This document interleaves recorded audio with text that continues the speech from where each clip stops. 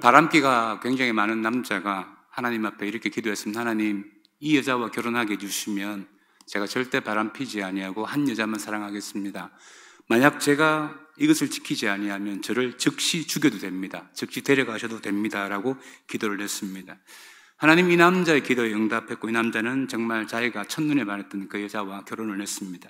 여러분, 바람기가 어디 갑니까? 결혼을 했지만 바람을 피웠고 아내에게 큰 상처를 주었습니다. 처음에는 하나님께 했던 맹세 때문에 두려워하고 걱정하고 염려했습니다. 그런데 시간이 지나갈수록 아무 일이 일어나지 아니하니까 점점 죄에 대해서 무감각해지고 계속 바람을 피우는 거예요. 3년이 지난 어느 날 친구들과 함께 동해안에 낚시를 가서 대형 낚시배를 타고 고기 잡으러 갔는데 갑자기 큰 풍랑이, 물결이 일어나기 시작합니다. 그때 이 남자가 3년 전에 하나님께 약속했던 그 기억이 나는 거예요. 그러면서 배 주변을 한번 되돌아보면서 그 남자는 안심을 했습니다. 왜냐하면 이 낚싯배는 이 남자 말고 한 50명 정도가 다 남자만 타고 있었습니다. 그 남자가 하는 말이, 설마 하나님이 나 한 명 죽이려고 이렇게 무고한 사람들 50명을 죽이겠느냐? 하나님 사랑의 하나님이고 공의의 하나님인데, 이렇게 마음에 안도를 하고 있을 때 하늘로부터 이런 목소리가 들려왔습니다. 야, 이놈아, 너 같은 놈 50명 모으느라고 내가 3년 걸렸다. 여러분, 인생의 바다에 위기라는 폭풍은 어느 날 갑자기 찾아옵니다. 1633년도 네덜란드의 화가인 렘브란트가 갈릴리 바다의 폭풍이라는 작품을 그렸습니다. 이 그림에서 보면 예수님의 제자들이 갈릴리에서 폭풍을 만나는 장면인데, 하늘에는 먹구름이 있고 성난 파도가 휘몰아치고 있고 배 선수가 45도 정도 곤두서 있어요. 그리고 이 배는 예수님 말고 13명의 사람이 함께 타고 있습니다. 14명이 탑승하고 있는 거죠. 그림의 각도를 잠시 바꿔서 두 번째 그림을 보면, 앞에 선수에 보면 밝은 빛이 보이는 곳에 이 5명의 제자들이 밧줄과 돛을 잡고 고정시키려고 굉장히 애쓰는 모습, 파도와 싸우는 모습을 볼 수 있습니다. 이 모습에서 보면 인생의 위기와 그 고난 앞에서 사투를 벌이는 우리 인간의 모습을 우리가 볼 수 있는 겁니다.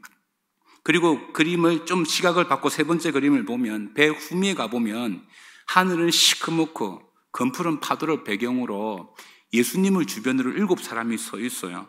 자세히 보시면 예수님 위에 있는 사람은 굉장히 겁에 질린 듯하고, 또 예수님을 깨우는 사람도 있고, 예수님에게 우리가 죽게 된 것을 왜 돌아보지 않습니까? 말하는 사람도 있는 거고, 또 손을 모으면서 기도하는 사람이 있어요. 그런데 그림을 자세히 보면 어떤 사람은 배 밖으로 구토를 하는 장면이 나와요. 저는 이 사람이 가룟유다라고 생각을 해요. 가룟유다는 어부가 아니었거든요. 그런데 얼마나 배멀미가 심했겠습니까? 그리고 배에서 물을 퍼내는 사람도 있고 노를 붙들고 있는 사람도 있어요.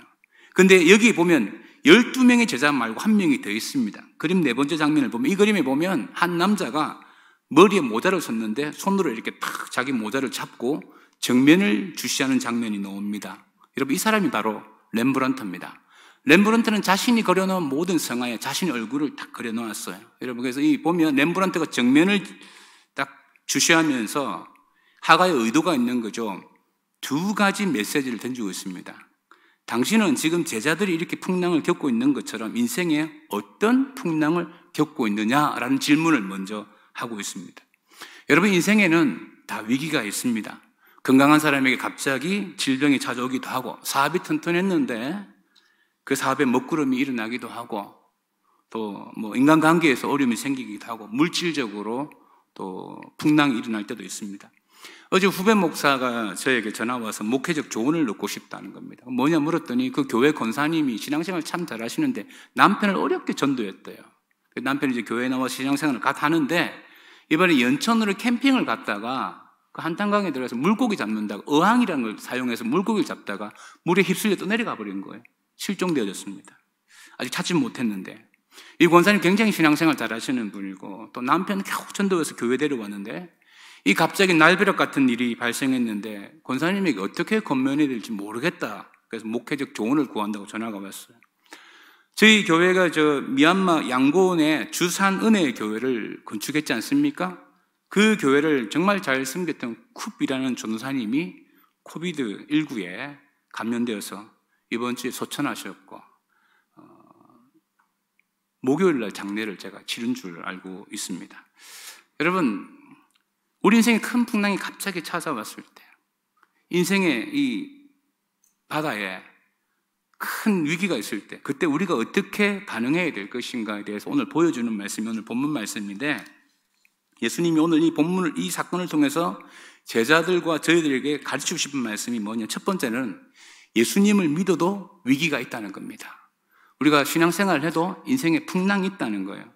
제가 미얀마 산주에 있는 와족 목회자들을 모아놓고 제가 안식주 때 가서 설교 강의를 했을 때 오늘 이 본문을 가지고 강의를 했어요. 그리고 그분들에게 물었어요. 갈릴리는 호수인데 미얀마에도 호수가 많지 않느냐? 호수에서 풍랑이 일어가지고 배가 침몰한 적이 있느냐라고 제가 물어봤어요.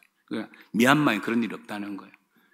여러분, 그래서 제가 그러면 성경은 거짓말을 기록하고 있는 건가? 라고 재질문했더니 미얀마 목회자들이 당황스러워 하더라고요. 여러분, 우리나라도 소양강 댐에 폭풍이 그 댐에서 일어나가지고 배가 침몰했다는 적은 없습니다. 갈릴리 호수는 자연 환경적으로 폭풍이 많이 일어나는 곳이었습니다. 해수면보다 210m 아래에 있었습니다. 그리고 주변에 헬몬산이 있었는데 헬몬산 그 산 꼭대기에 눈 녹은 물이, 차가운 물이 갈릴리 바다로 유입되는데 차가운 공기가 내려오면서 따뜻한 공기가 만나면서 갑자기 돌풍이 일어나는 곳이 갈릴리 바다였어요. 이 갈릴리 바다는 자연 환경적으로 이 폭풍이 많이 일어나는 곳이었습니다. 그런데 문제가 뭐가 문제냐 하면, 자, 35절에 보십시오. 그날 저물 때에 제자들에게 이르시되 우리가 저편으로 건너가자 하시니 37절 큰 강풍이 일어나며 물결이 배에 부딪혀 들어와 배에 가득하게 되었더라. 자, 문제가 뭐냐 하면 예수님이 갈릴리 바다 건너편으로 가자 그랬어요. 제자들은 그게 순종을 했어요. 그러면 예수님의 말씀에 순종했다면 갈릴리 바다에 풍랑이 일어난다 할지라도 그 풍랑이 잔잔해져야 되는데 예수님의 말씀에 순종했는데 왜 풍랑이 일어나냐는 거예요. 이게 불편한 사실입니다. 예수님이 주도권을 가지고 먼저 말씀하시고 제자들은 순종한 것밖에 없어요. 물론 우리가 인생을 살아가다 보면 인생의 위기가 발생하면 한 4가지 경우가 있죠. 첫째는 나의 죄와 허물 때문에 위기가 일어날 수 있고, 두 번째는 미련함 때문에 일어날 수 있어요. 나의 미련함 때문에. 세 번째로는 마귀의 공격 때문에 그럴 수 있어요. 오늘 39절에 보면 예수님이 바람을 꾸짖었다, 이 표현이 귀신에게서 나가라라는 단어와 동일한데 이게 마귀의 공격이라고도 해석할 수 있지만 문맥상 보면 마귀의 공격이 아니에요.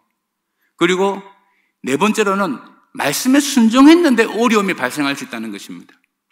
신앙생활을 잘했는데 풍랑이 일어난다는 거예요. 오늘 제자들이 배를 타고 갈릴리 호수를 건너가기 전 낮의 상황을 한번 생각해 보십시오. 예수님이 기적을 보이고 말씀을 가르치니까 많은 사람들이 따라왔고 모였었고 환호했어요.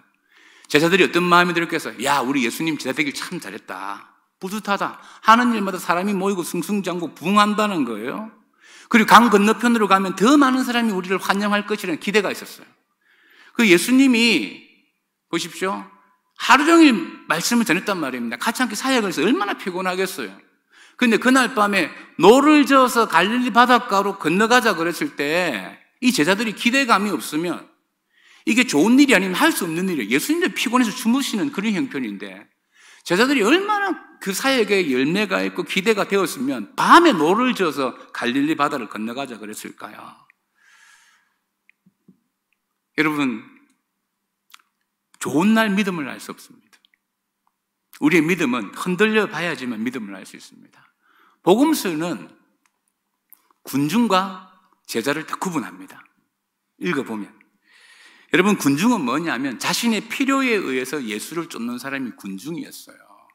오병이의 사건을 예수님이 많은 사람을 먹일 때 따랐지만 예수님 조금 어려운만, 내가 생명의 떡이다 하니까 사람들이 말씀을 이해 못해 다 도망가 버렸어요. 이 군중은 원래 그래요. 유명 연예인들 막 팬들이 막 소리 지르잖아요. 자기 마음에 안 들면 하루아침에 돌아서 버립니다. 저희 집사람이 얼마 좀 오래됐는데 뭐 이상한 노래를 듣고 있더라고요. 그래서 제가 누구냐 물었더니까 BTS, 방탄소년단이 이게 무슨 노래냐니까 다이너마이트래요.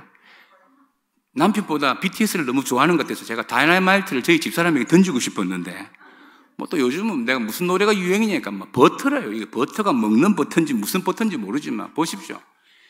이 방탄소년이라는 이 연예인들을 뭐 10대 때부터 뭐 50대, 60대까지 좋아하는 사람들이 굉장히 많아요. 이 팬이거든요. 근데 만약 방탄소년이 뭐니까 잘못하면 다 돌아설 수 있겠죠. 제자는 세상적인 성공과 거리가 좀 멀어요. 자신에게 고난이 오고 어려움이 와도 주님을 의지하고 따라가는 게 제자고, 군중은 자기 필요에 의해서 따라갔는데 자기 마음에 안 들면 돌아서 버릴 수 있는 사람이 군중입니다. 오늘 38절 보십시오. 예수께서 고물에서 베개를 베고 주무시더니 제자들이 깨우며 이르되 선생님이여 우리가 죽게 된 것을 어찌 돌보지 아니하시나이까 이래요. 우리가 죽게 된 것을 돌보지 아니하시냐. 요 말에는 세 가지 뉘앙스가 있어요. 예수님 당신이 건너가자 그랬는데 어떻게 풍랑이 일어날 수 있습니까? 두 번째는 이런 풍랑 가운데 예수님이 뭐하고 있어요? 잠자고 있는 거예요. 그 예수님이 밧줄이라도 붙들고 있었으면 좀 화가 덜 났을 건데 잠자고 있는 예수님을 보니까 너무 무책임하게 보이는 거예요. 세 번째는 당신이 이 배를 타고 오시기 전에 많은 기적을 통하여서 문제를 해결했는데 그 기적을 통해서 문제를 좀 해결해 달라는 거죠. 이 세 가지 뉘앙스가 함께 있어요. 그 예수님이 제자들의 이런 원망을 들으면서 제자들에게 정말 가르쳐 주고 싶은 것이 무엇이냐면 인생의 바다에는 항상 풍랑과 같은 위기가 있다는 것입니다. 오늘 성경은 큰 광풍이라고 했습니다. 광풍은 미친 바람입니다. 믿음이 좋건 나쁘건 상관이 없어요. 신앙생활을 오래 했건 적게 했건 예외가 없습니다. 목사이건 성도이건 구분이 없어요. 모든 믿는 자에게는 고난이 찾아옵니다. 그때 갑자기 찾아옵니다. 그때 나는 군중의 입장에서 예수님을 대할 것인가, 제자의 입장에서 대할 것인가, 이게 굉장히 중요해요. 오늘 이 배에 타고 있는 사람 다 제자입니다. 제자예요. 근데 그들은 제자지만 결정적인 순간에는 군중의 입장에서 예수님을 대하는 거예요. 오늘 38절에 보세요. 예수께서는 고물에서 배를 베고 주무시더니 제자들이 깨우며 이르되 선생님이여 우리가 죽게 된 것을. 여기서 호칭이 뭡니까? 예수님을 주라고 부르지 않아요. 선생님이라고 불러요. 복음서에 보면 예수님은 계속 제자들에게 질문합니다. 너희는 나를 누구라고 하느냐? 가이사랴 빌립보 지방에서 베드로가 주는 그리스도시요 살아계신 하나님의 아들이라고 고백을 했는데 제자들은 결정적인 순간에는 예수님을 선생님이라고 불러요. 아직 예수님도 메시아인 줄 모르고 있다라고도 볼 수 있습니다. 그러면 그들이 왜 예수님을 따라갔느냐? 왜 제자가 됐느냐? 자기 입장에서 자기에게 예수가 필요하니까 내 목적을 이루기 위해서 예수님의 제자가 됐다는 겁니다. 오늘 이 큰 풍랑이라고 할 때 이 큰은 영어로 보면 빅이라고 했고 헬라어로 보면 메갈레라는 단어를 쓰는데 이 메갈레라는 단어가 영어의 메가톤이라는 단어가 되었습니다. 그러니까 예수님을 믿는 신앙을 가졌대도 우리 인생에 메가톤급의 고난이 면제되어지지 않는다는 겁니다. 여러분 이것을 모르면 예수님의 제자라고 할지만 군중의 입장에서 예수님을 대할 수 있다는 겁니다. 고난이 오면 신앙을 버릴 수도 있고 고난이 오면 넘어질 수도 있고 고난이 오면 교회를 떠날 수도 있어요. 예수님이 지금 제자들에게 우리의 인생에 풍랑이 항상 갑작스럽게 일어나는데 그 풍랑을 직면할 수 있는 마음을 항상 준비하라는 거예요. 요한복음 6장 33절 하반절에 보면 세상에서 너희가 환난을 당하나 담대하라 내가 세상을 이겼노라. 주님은 우리에게 세상에서 환난을 당한다고 말씀했어요. 환난에서 면제된다고 말씀하시지 않았어요. 여러분 구약 성경에 보면 믿음의 사람들이 많은 어려움을 겪습니다. 그때 하나님이 그 믿음의 사람들의 환경을 바꾸신 적이 한 번도 없습니다. 다윗이 13년 동안 광야에서 도망 다닐 때 하나님은 다윗의 인생 가운데 광야의 환경을 바꾸신 적이 없어요. 다만 그가 광야라는 환경을 이길 수 있는 믿음과 성숙함을 주셔서 이스라엘 나라의 왕이 되게 하셨습니다. 요셉은 형들에게 팔려서 하루아침에 노예가 되었습니다. 근데 하나님이 그 환경을 바꾸시지 않았어요. 오히려 강간미수범이 되어서 감옥에 들어가는 더 어려운 환경 속에 처했어요. 하지만 하나님은 요셉에게 그 어려운 환경 가운데 믿음을 주시고 그 믿음으로 성숙함을 주셔서 애굽 나라의 총리가 되게 하셨습니다. 여러분 성경을 보십시오. 하나님은 우리를 환경 가운데서 성숙하게 합니다. 스페인의 항구 도시인 바르셀로나에 가보면 천년의 역사를 가진 조선소가 있습니다. 이 조선소 옆에 특별한 박물관이 있는데 천년의 역사 동안 만들어진 모든 배를 모형으로 만들어 놓았어요. 그리고 그 옆에 이렇게 설명을 내놨습니다. 이 배가 10만 척이었거든요. 10만 척의 배 중에 6천 척은 침몰당했고 9천 척은 심하게 망가져서 다시 항해를 할 수가 없었고 6만 척은 20번 이상의 재난을 겪었다. 이 말 해적을 만나든지 자초하든지 이런 재난을 겪었다는 겁니다. 바다에 나가서 상처 입지 않는 배는 단 한 척도 없다. 배의 크기와 상관없고 배의 재료와 상관없고 바다로 나간 배는 모두 상처를 입었고 재난을 피하지 못했다라고 설명해 놓았습니다. 여러분, 우리가 예수를 믿는다고 해도 우리 인생의 바다에 큰 풍랑은 항상 있습니다. 그때 우리가 이걸 알아야 돼요. 이 풍랑이 있다는 걸 알아야지만 우리가 제자이지만 군중의 태도로 주님을 안대할 수 있습니다. 우리는 항상 상황과 믿음에서 갈등을 할 때가 있습니다. 큰 강풍을 만나면 믿음보다는 자꾸 상황을 이야기해요. 그럴 수밖에 없었다. 그럴 수밖에 없었다. 다 이해가 되어져요. 다 그럴 수밖에 없었다는 거예요. 사회심리학자 엘리엇 에슐러가 이런 말을 했습니다. 인간은 합리적인 존재이기보다는 합리화하는 존재이라는 거예요. 여러분, 우리가 예수를 믿어도 인생에 풍랑이 있다는 사실을 알고 살아가면 고난 앞에서 내 신앙을 합리화하지는 않습니다.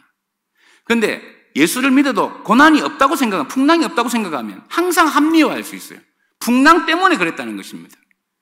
오늘 주님이 제자들에게 정말 가르쳐주고 싶은 게 뭐냐면 너희들 인생에 풍랑이 항상 있다. 그래서 그것을 직면하는 태도를 가져라. 이것이 주님께서 제자들을 데리고 갈릴리 바다를 건너가시면서 가르쳐주고 싶었던 첫 번째입니다. 여러분, 예수 믿는 사람에게 코로나가 피해갑니까? 똑같은 어려움 속에 있는 거예요. 그러나 우리가 이때 주님의 제자로서 주님을 대할 수 있는 믿음을 가져야 될 줄 믿습니다. 두 번째로 예수님은 바람과 파도의 주인이라는 겁니다.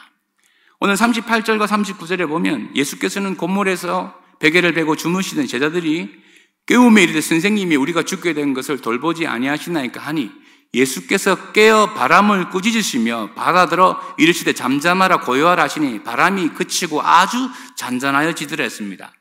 자, 오늘 예수님이 큰 강풍, 메가톤급 강풍이 팍 일어나니까 예수님이 꾸짖었어요. 그래서 오늘 39절에 보면 아주 잔잔해지더라 했잖아요. 아주란 이 단어에도 메가톤이라는 의미가 있습니다. 그러니까 큰 강풍이 일어났는데 예수님이 꾸짖으시니까 메가톤급으로 고요해진 거예요. 그럼 41절에 보세요. 그들이 심히 두려워하여 서로 말하되 그가 누구이기에 바람과 바다도 순종하는가 하였더라. 여기서 심히 두려워했다. 이 심이란 말 안에도 메가톤의 의미가 있어요. 두려워한다는 것은 그 두려움도 있지만 경외한다는 의미를 가지고 있어요. 이렇게 정리될 수 있죠. 제자들이 메가톤급 강풍을 만났는데 예수님이 바람을 꾸짖으니까 메가톤급으로 조용해진 거예요. 그러면 제자들이 메가톤급의 두려움을 가지고 예수님을 경외하면서 그가 누구냐는 겁니다. 여러분, 마가복음 4장에는 천국 비유가 4개 나오지 않습니까? 예수님이 아침부터 낮에 가르친 게 천국 비유 4가지가 나와요. 4가지 밥 비유, 그 다음에 등불 비유, 스스로 자라나는 씨 비유, 겨자씨 비유, 4가지 비유가 나와요. 이 비유의 핵심이 뭐냐? 하나님의 나라에서는 주님이 좋은 밭이 되어서 우리 안에서 좋은 밭으로 30배, 60배, 100배 열매를 맺고 주님이 일하신다는 거예요. 마가복음 1장 1절이 뭐라고 해요? 예수 그리스도의 복음의 시작이다. 하나님의 나라가 임했다. 주님이 일하신다. 이거예요. 그럼 요즘 말로 하면 예수님이 낮에는 제자들을 모아놓고 교회 안에서 하나님의 나라에 대해서 비유로 4가지 이론 교육을 하신 거예요. 그리고 이 이론 교육이 끝나고 난 다음에 예수님이 이제 실제적인 현장 교육, 적용 4가지를 해보는 거예요. 그 첫 번째가 뭐냐면 갈릴리 바다에서 폭풍을 만났을 때 예수님이 말씀으로 바람을 꾸짖어 잔잔하게 하신 거예요. 그리고 두 번째 사건이 뭐냐면 5장에 가보면 그라사 지방에 귀신 들린 자를 만납니다. 이 사람은 정상적인 생활을 하는 사람이 공동묘지에 있고 사람들이 쇠사슬을 묶어도 통제가 안 되는 사람인데, 자 5장 8절 보세요. 이는 예수께서 이미 그에게 이르시기를 더러운 귀신아 그 사람에서 나오라 하셨습니다. 예수님이 귀신 들린 자를 말씀으로 해결해 주세요. 문제를 해결했습니다. 사람이 할 수 없는 일인데. 세 번째는 예수님이 해당장 야이로의 딸을 고치러 가는 중에 12회를 혈류증으로 앓는 일, 지금의 부인병 종류인데 그 당시 을술로는 불치병이었어요. 사람이 고칠 수가. 이 불치병 걸린 여인이 예수님의 옷이라도 한번 붙들면 낫겠다는 믿음이 있었어요. 예수님의 옷을 몰래 만졌는데 예수님이 뭐라고 말씀하시냐. 자, 마가복음 5장 30절. 예수께서 그 능력이 자기에게 나간 줄을 곧 스스로 아시고 무리 가운데 돌이켜 말씀하시되 누가 내 옷에 손을 대었느냐 하시니. 불치병을 예수님이 고쳐주셨다는 거예요. 그리고 네 번째 사건이 뭐냐면, 자, 해당장 야이로 집에 도착을 했는데 딸이 죽었어요. 사람들이 죽을 때 다 우니까 예수님이 죽은 것이 아니라 잔다 이렇게 말씀을 하세요. 그래서 사람들이 다 비웃는데, 그때 예수님이 마가복음 5장 41절에 이렇게 말씀해요. 그 아이의 손을 잡고 이르시되 달리다굼 하시니, 번역하면 곧 내가 내게 말하노니 소녀야 일어나라 하심이라. 자, 죽음의 문제, 사람이 해결할 수 없는 문제인데 예수님이 찾아가셔서 딱 말씀하시니까 이 모든 문제를 해결했어요. 네 가지 비유 이후에 네 가지 사건이 있었는데 이 네 가지 사건은 사람이 해결할 수 있는 일들이 아니에요. 하나님의 나라의 메시아 되시는 예수님이 이 모든 문제를 해결하셨는데 제자들이 질문해요. 그가 누구냐는 거예요. 오늘 41절에 그들이 심히 두려워하여 서로 말하되 그가 누구이기에 바람과 바다도 순종하는가 하였더라. 여러분, 그가 누굽니까? 그가 구원자요 우리의 주인이시여 만왕의 왕이라고 할 수 있지만 오늘 문맥 말씀 안에서는 바람을 꾸짖을 수 있는 분은 그는 창조주 하나님이라는 겁니다. 그리고 구약 성경에 보면 시편 104편 7절에 보면 주께서 꾸짖으시니 물은 도망하며 주의 우레 소리로 말미암아 멀리 가는, 물이 주님의 꾸짖음을 듣고 도망간다는 거예요. 시편 65편 6절로 7절에 보면 주는 주의 힘으로 산을 세우시며 권능으로 띠를 띠시며 바다의 설렘과 물결의 흔들림과 만민의 소요까지 진정하시나이다 라고 말해요. 지금 구약에 나타나는 하나님 어떠냐? 창조주 하나님이라는 거예요. 여러분, 예수님이 누구냐? 그분은 창조주 하나님인 줄 믿습니다. 그래서 바람과 파도도 주님 앞에 순종하는 거예요. 그 제자들이 창조주 하나님이신 예수님을 깨우니까 풍랑의 문제가 해결되어진 것입니다. 여러분, 코로나 시대를 살아가고 있는데 예수님은 여러분에게 어떤 존재입니까? 인생의 위기 가운데 계신 분이 있습니까? 그때 예수님은 여러분에게 어떤 존재입니까? 그분이 창조주 하나님이라는 사실을 안다 그러면 폭풍 가운데서 예수님을 깨우십시오. 그러면 그 문제가 해결되어질 줄 믿습니다. TV 프로그램 가운데 알뜰 신잡이라는 프로그램에서 어느 물리학자가 나왔어요. 물리학자에게 어떤 사람이 질문합니다. 야구공을 빛의 속도로 던지면 어떤 일이 일어나냐는 거예요. 물리학자가 하는 말이 그 빛의 속도로 돌아온 야구공과 야구 뺐다가 딱 부딪히면 핵폭발이 일어난다는 것입니다. 질량의 변화의 에너지를 이야기하는 건데 질량이 제로 상태면 뭐든지 빛의 속도로 와도 그냥 빛의 속도로 지나가는 거예요. 그러나 질량이 1이라도 된다면, 겨자씨만큼이라도 있다면 이 빛의 속도와 함께 딱 부딪히는 그 순간 대폭발이 일어나고 산을 움직일 만한 그런 능력들이 나타나는 겁니다. 여러분, 우리가 위기 가운데 있을 때 능력이 나타나는 것도 마찬가지예요. 우리가 겨자씨만한 믿음을 심으면, 예수님을 깨우면 창조주의 능력이 우리 겨자씨에 딱 부딪히는 그 순간 모든 문제가 해결되어지는 겁니다. 여러분, 우리가 폭풍 가운데 있습니다. 코로나 가운데 있습니다. 근데 예수님은 당신에게 어떤 존재입니까? 그분은 바람과 파도의 주인이십니다.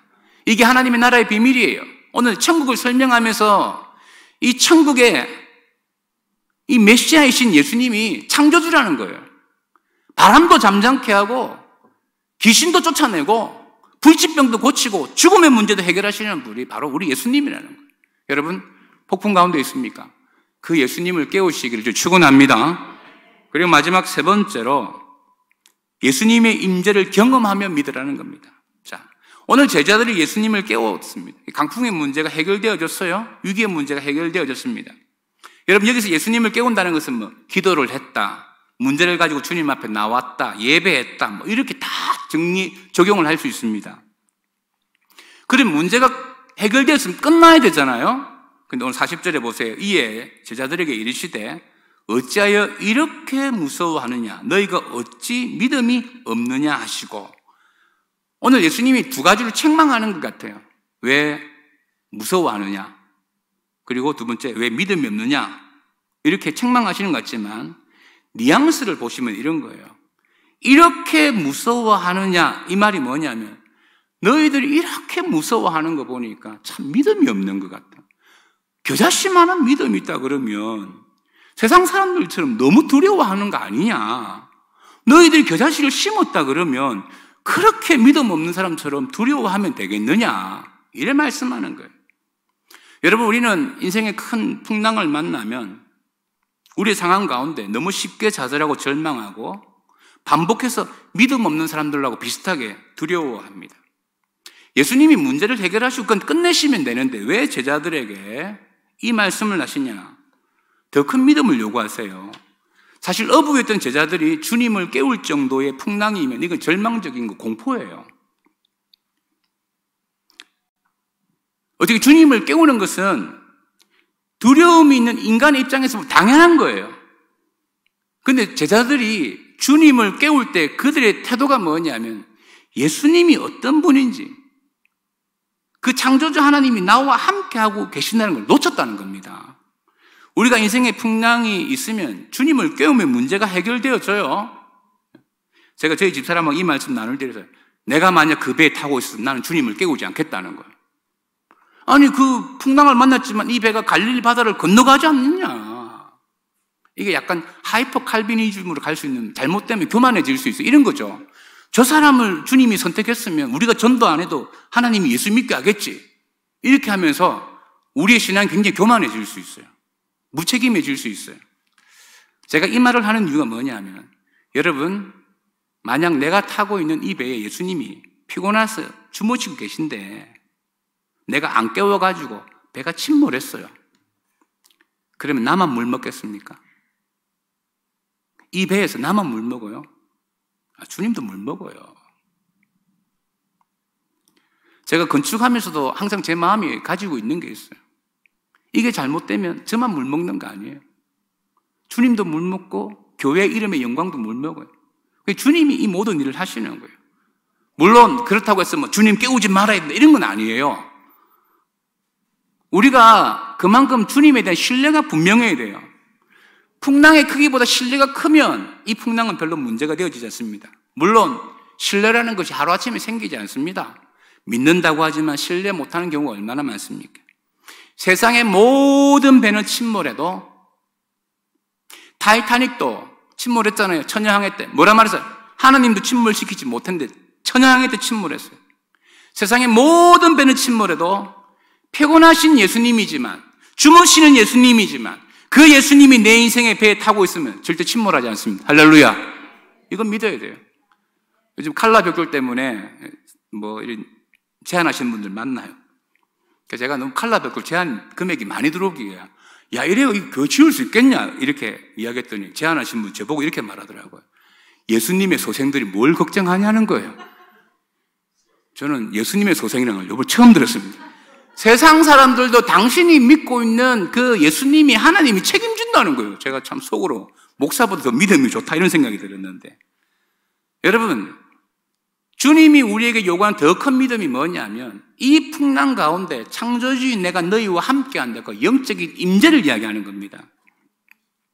옥스퍼드 대학을 졸업한 리차드 도킨스의 책 가운데 만들어진 신이라는 책이 있어요. 이 사람이 이 책을 쓰면서 이 신은 사람의 양심과 도덕과 이 윤리에서 만들어졌다 이렇게 논리를 펴니다. 그런데 얼마 뒤에 맥글라스라는 사람이 도킨스의 망상이라는 책을 또 내서 이 도킨스가 잘못 이야기했던 것을 논리적으로 비판을 해요. 그러니까 도킨스는 만들어진 신에서 이렇게 말해요. 과학을 통해서 신이 없다는 걸 벌써 증명해 주었는데 이렇게 신이 있다고 믿는 사람이 미신에 빠진 거다, 반동주의자다 이렇게 이야기를 하고, 이 맥글라스는 뭐라 말하냐면 과학이라는 이론으로 모든 세계를 다 증명하지 않았는데 너의 그 논리만 뒷받침하기 위해서 일부분만 과학을 적용하는 것은 문제가 있다는 거예요. 충돌이 있어요. 그러나 여러분이 도킨스인이 만들어진 신에서 이 시대를 살아가는 그리스도인들에게 던지는 팩트 폭격이 있습니다. 자, 여러분, 제가 좀 불편하지만 지금 인터넷으로 예배 드리시는 분들 마찬가지예요. 제가 질문하면 동의하시는 분 손을 들면 돼요. 자, 천국 가고 싶은 사람 손 들어보세요. 자, 손 내리시고. 천국이 좋으신 분 손 들어보세요. 내리시고. 나는 천국은 좀 안 좋아서 지옥 갈 수도 있다. 손 들어보세요. 아무도 없죠. 도킨슨이 뭐라 말하냐면 너희들이 그렇게 좋아하고 그렇게 가고 싶어하는 천국인데 왜 죽음을 두려워하냐는 거예요. 너희 믿음이 가짜라는 거예요. 정말 천국에 가보길 좋아한다 그러면 왜 죽음의 문제를 그렇게 두려워하냐는 거예요. 너희들이 가짜로 만들어낸 신이기 때문에 그렇다는 겁니다.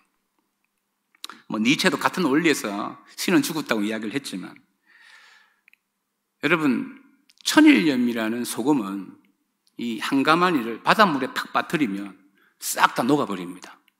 근데 이 천일염이라는 소금을 여러분 김장해 보셨겠지만 수돗물이나 민물에 빠뜨려 보십시오. 잘 안 녹아요. 왜 천일염은 이 바닷물이 잘 녹을까요? 바다가 자신의 고향이기 때문에 그래요. 신앙도 마찬가지예요. 우리가 하나님의 나라의 백성이고 하나님의 자녀고 천국이 나의 영적인 고향이고 영적인 사람이면 하나님의 임재가 이렇게 임하는 거예요. 할렐루야. 이 하나님의 임재를 우리가 경험하며 살아가요. 소금 녹듯이 이렇게 바닷물 소금 녹듯이. 말씀 마지막 적용을 하면서 여러분 렘브란트의 그림을 다시 한번 봅시다. 렘브란트가 두 가지 질문을 했다 그랬죠. 첫째는 당신이 어떤 풍랑을 만나고 있냐는 거예요. 이 12명의 제자의 모습 가운데. 그런데 이 그림에서 보면 빛이 밝은 부분과 어두운 부분을 나눠줄 때 밝은 부분 5명은 돛대를 잡고 줄을 잡고 막 이렇게 스스로 문제를 해결하려고 하고, 이 렘브란트를 빼고 뒤에 노 잡은 사람 말고 6명은 예수님 쪽에 이렇게 딱 붙어 있어요. 예수님을 깨우든지 뭘 하든지 원망을 하든지. 렘브란트는 지금 뭘 이야기하냐면 자기는 자기 스스로 밧줄 잡고 돛대 잡아가지고 인생의 풍랑의 문제를 해결하는 것이 아니고 예수님을 깨우는 쪽에 서서 함께 이 문제를 해결하고 있다는 자신의 약간 부족한 신앙을 고백하는 거예요. 여러분, 풍랑 가운데 그런 모습이 있어야 돼요. 우리가 밧줄을 잡고 돛을 잡는 것도 중요하지만 예수님을 깨우고 그분이 나와 함께한 그 임재를 믿고 나간다 그러면, 피난처 되시는 주님을 의지하고 나간다 그러면 인생의 풍랑의 문제는 해결할 줄 믿습니다.